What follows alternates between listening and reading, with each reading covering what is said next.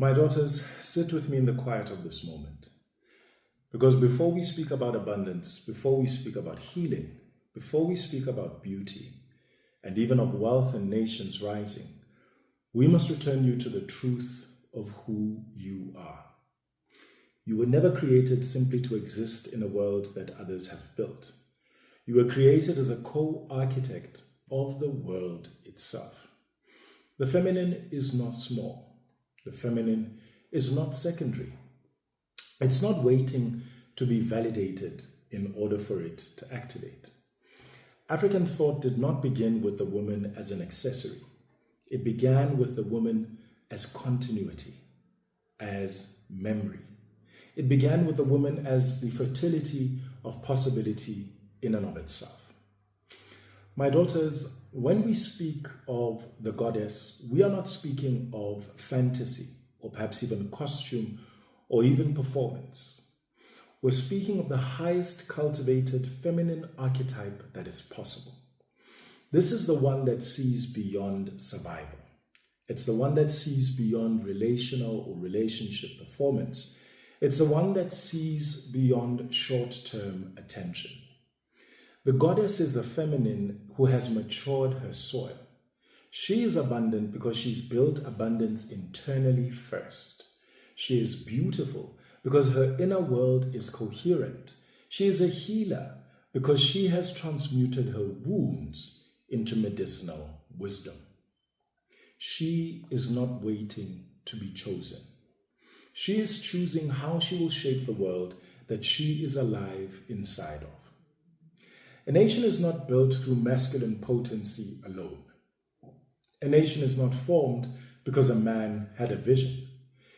It becomes a nation, or even possible as a nation, only when there is a woman whose soil is fertile enough to grow that vision into form. And so, this teaching is not about romantic energy. It's not about performance. It's not about even being liked. This teaching is about feminine power as cosmological architecture. My daughters, you are not designed to be the consequence of a man's destiny. You're designed to be the multiplier of destiny itself. And it means this path of becoming a goddess leader is first a path of remembering, a path of restoring your internal land, a path of tending to the soil of your heart and returning your feminine existence to its original throne, the throne of regenerative power, not of loud domination, not of rebellion against the masculine, not reacting to wounds. But this is the quiet throne of knowing that I grow nations, I restore generations, I cultivate the future in my soil. This is where we begin, because you cannot step into your throne if internally you're still walking like a guest in your own life. My daughters, today we begin with your return.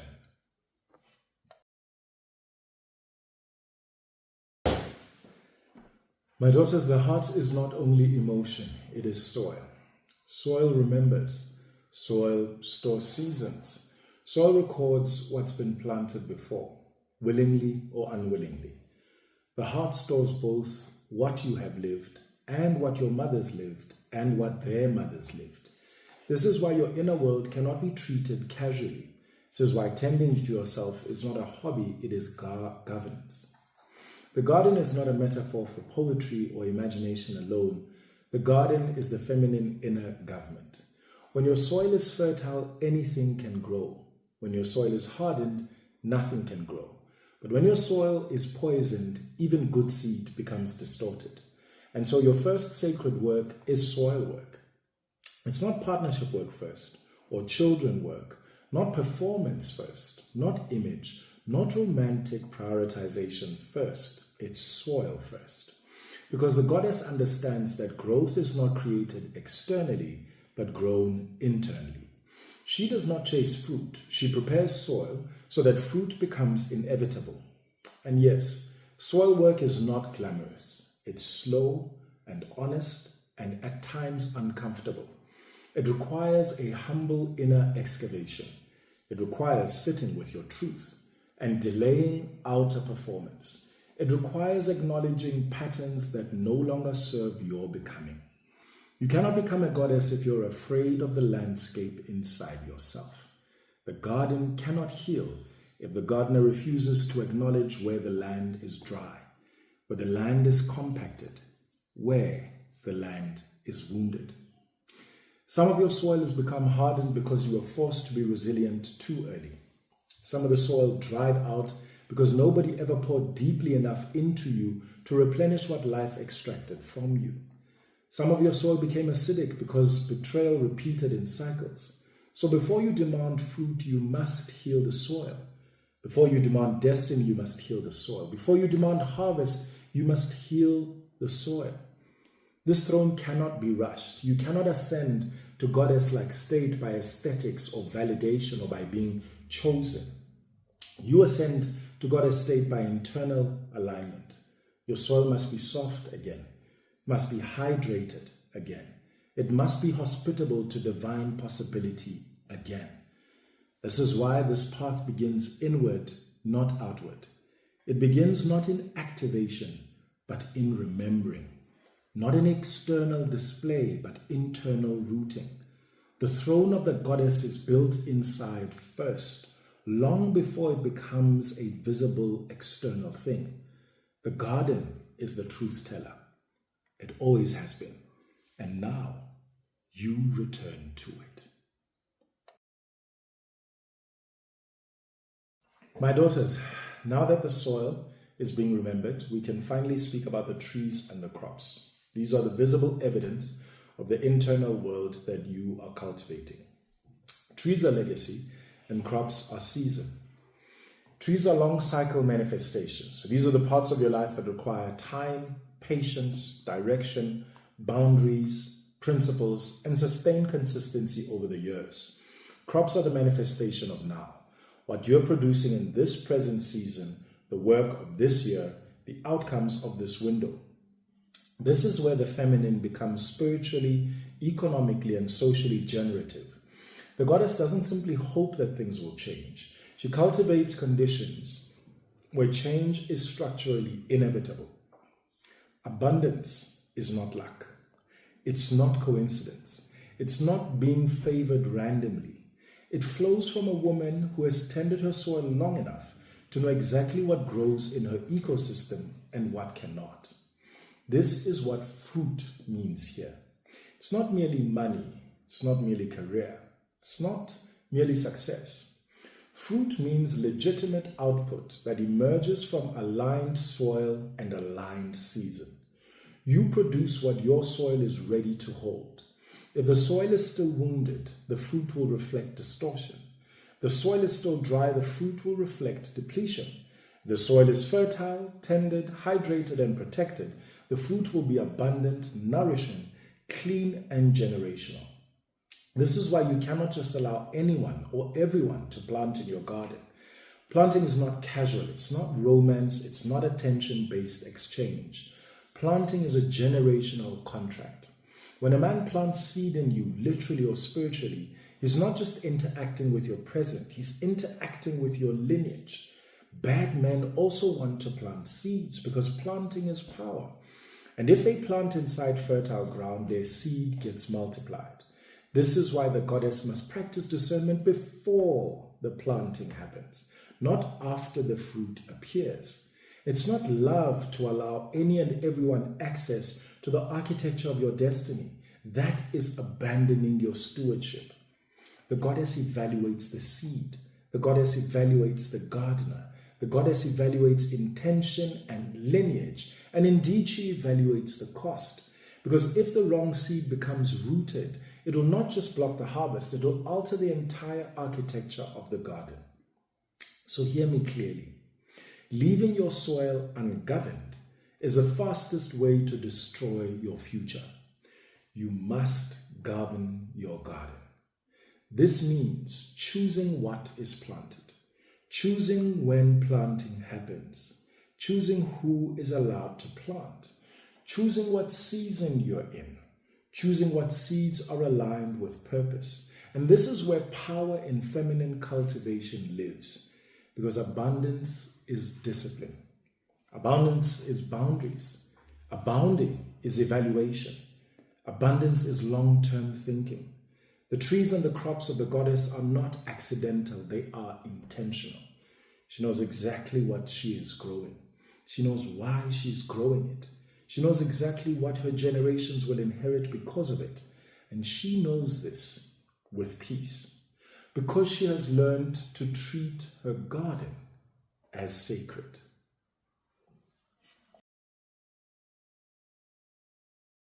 Now we will speak about the flowers in your garden. Beauty. Beauty is not the vanity of the feminine. It's evidence of internal coherence. Beauty is the visible fragrance of order. Flowers are not here to just entertain. They communicate condition. When flowers bloom richly, it means the soil is hydrated, nutrient balanced, alive, tended to, and safe. The external reveals the internal. Beauty is not manipulation, it is a reflection. This is why beauty is not something you chase, it is something you become through internal alignment. When the soil is fertile, beauty emerges as a natural outcome. When the soil is neglected, beauty becomes something you try to perform. You can feel the difference inside of your own life. Beauty from alignment begins to feel effortless. Beauty from insecurity feels exhausting. My daughter's beauty is one of your governance languages. The flowers of your garden are not merely for aesthetic admiration. They shape how other gardens approach you. They shape how others interpret you. They shape who feels permitted to enter your space and who becomes intimidated by the piece that you wear. Beauty is not just visual. It's the fragrance of emotional regulation. It's the softness of someone who is not at war with herself anymore. Beauty is the glow of someone who is not begging the world to choose her. It's the economy of peace made visible. Don't weaponize beauty to dominate. Don't shrink beauty to avoid envy. Don't contort beauty to match trends.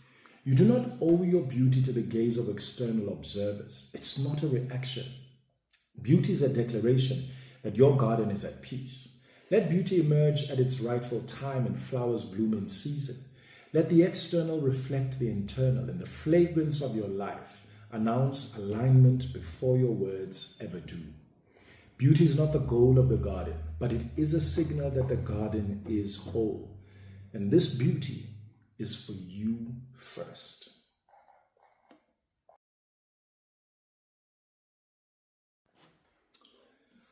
My daughters, this part of your garden matters more than anything else, because this is where you stop history repeating inside of you.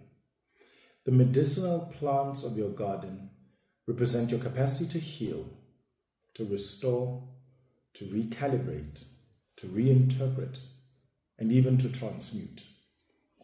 A garden full of fruit but with no medicine becomes dangerous, because when wounds return, and they always do in life, there is nothing there that can regulate the pain. So medicine is what allows the garden to stay alive. This medicine is emotional healing. This medicine is spiritual integration. The medicine involves nervous system repair. This medicine is pattern interruption. The medicine is trauma metabolized until it no longer owns your reflexes. Some women become afraid of their wounds, and so they bury them. Some women become embarrassed of their pain, and so they perform strength instead. And yet some others become numb, so they pretend they no longer feel anything. But numbness is not healing. Avoidance is not healing.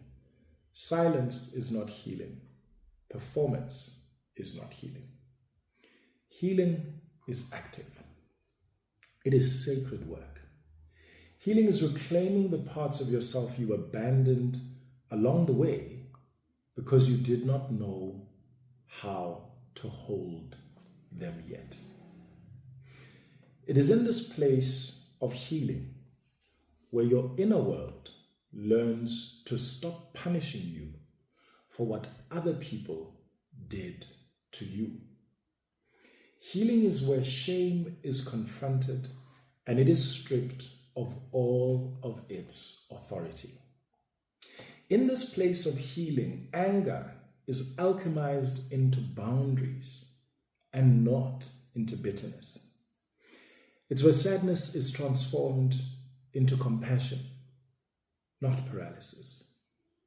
Healing is where fear becomes wisdom, not imprisonment. So if your soil becomes fertile, but you refuse to grow medicine, then every new season you will be vulnerable to old wounds. Because you see, gardens will always experience storms. Gardens will always experience doubt. Gardens may also experience unexpected seasons. The goddess prepares for this eventuality. So she grows medicinal plants so that when crisis comes, she is not destroyed, but rather she is stabilized. Medicine gives you recovery capacity. It gives you resilience without hardness. Medicine gives you the ability to remain soft without being fragile. And so what does healing do? Well, it does not make you less powerful, but rather it makes you safe within your own power. A woman who has healed properly does not fear growth anymore. She does not fear intimacy anymore. She does not fear commitment anymore. And she does not fear alignment anymore. Because she knows that even if life hurts again, she has medicine. So don't skip this part. Don't rush through this part. Do not glamorize it.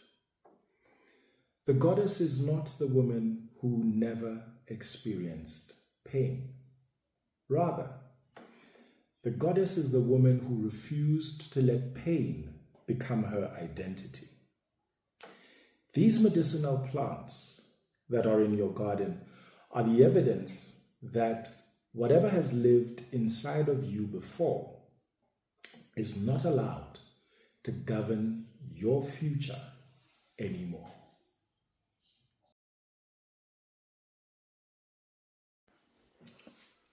My daughters, now we arrive at the throne.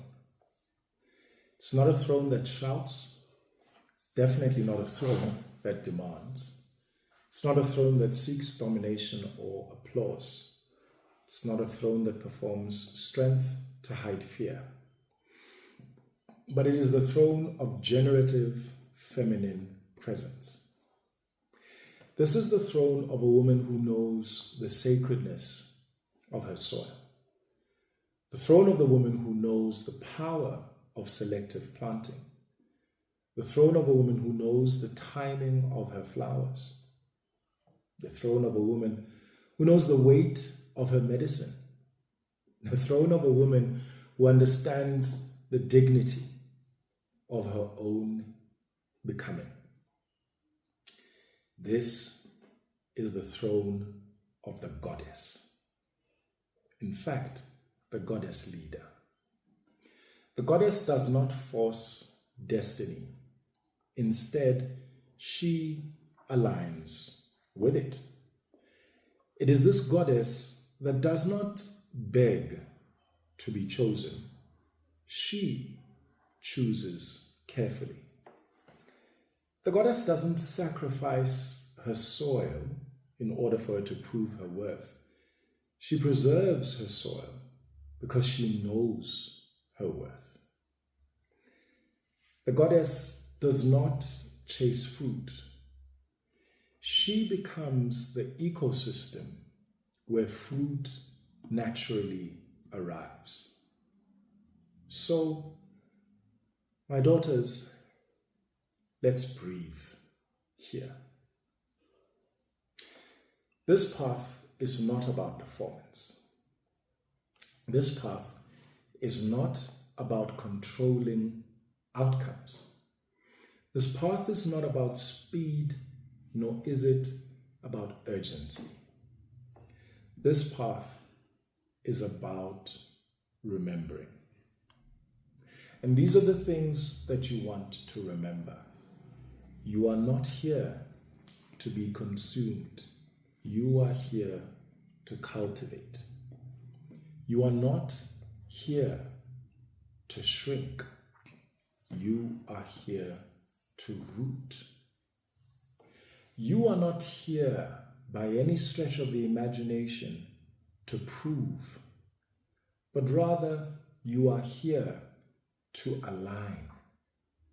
You are not here to fight for a place in the world that undermines the feminine. No. You are here to build a world that remembers the feminine as central, as necessary. Yes, the feminine as sacred. Let your soil be the first place you practice devotion. Let your trees and crops be the evidence of that generational courage that you are building. Let your flowers be the fragrance of your inner peace. Let your medicinal plants be the proof that you survived without becoming hardened. This throne is not a moment. Definitely it is not. This is a lifetime posture. And so I urge you, step into it gently. Step into it without fear. Step into it with all the reverence that is necessary. May your garden become sanctuary. May your garden become inheritance. May your garden become the beginning of a lineage where women do not apologize for their power, and where power, true power, never requires them to abandon their own softness. My daughters, may peace return to your soil. May it be that abundance will root deeply. May beauty bloom at its rightful time. May healing be eternal. May your throne always be aligned with purpose and not with pain. This is your return. This is your restoration. This is your becoming.